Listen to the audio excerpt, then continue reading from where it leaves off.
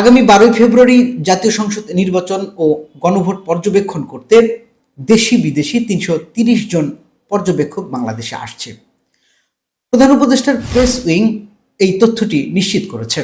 Press wing বলছে এই সংখ্যা 2024 সালের 7ই জানুয়ারির বিতর্কিত নির্বাচনের পর্যবেক্ষকদের চাইতে প্রায় দ্বিগুণ। চলুন আমরা বিস্তারিত জেনে নেই। আগামী 12 ফেব্রুয়ারি অনুষ্ঠিতব্য ত্রয়োদশ জাতীয় সংসদ নির্বাচন ও জুলাই জাতীয় সনদ বিষয়ে গণভোট পর্যবেক্ষণে এখন পর্যন্ত 330 জন আন্তর্জাতিক পর্যবেক্ষক আসার বিষয়টি নিশ্চিত হয়েছে।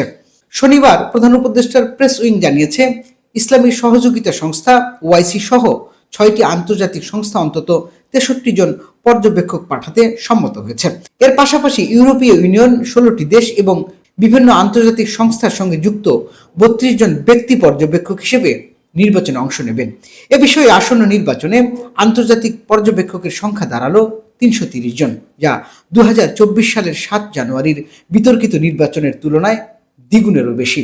ওই নির্বাচনে আন্তর্জাতিক পর্যবেক্ষকের সংখ্যা ছিল তুলনামূলকভাবে অনেক কম। এর আগে 12তম জাতীয় সংসদ নির্বাচনে 158 জন, 11তম জাতীয় নির্বাচনে 125 জন এবং 10ম নির্বাচনে মাত্র 4 জন আন্তর্জাতিক পর্যবেক্ষক ছিলেন। ওআইসির 2 সদস্যের পর্যবেক্ষক দলটির নেতৃত্ব দেবেন সংস্থাটির নির্বাচন পর্যবেক্ষণ ইউনিটের প্রধান শাকির মাহমুদ বান্দার।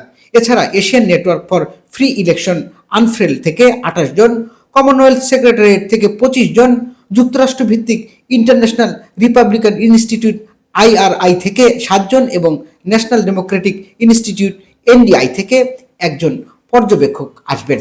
দর্শক, আগামী 12 ফেব্রুয়ারি নির্বাচনটি গ্রহণযোগ্য ও অংশগ্রহণমূলক হচ্ছে কিনা সেটা দেখতে দেশি বিদেশি অনেক সংস্থার আগ্রহ রয়েছে। এ কারণে তারা বাংলাদেশে পর্যবেক্ষক পাঠাচ্ছেন। প্রধান উপদেষ্টার প্রেস উইং সেই বিষয়টি নিশ্চিত করেছে। তাদের তথ্য মতে এ পর্যন্ত পর্যবেক্ষকের সংখ্যা দাঁড়িয়েছে 333 জন। দর্শক, আজ এ পর্যন্তই। ভালো থাকবেন।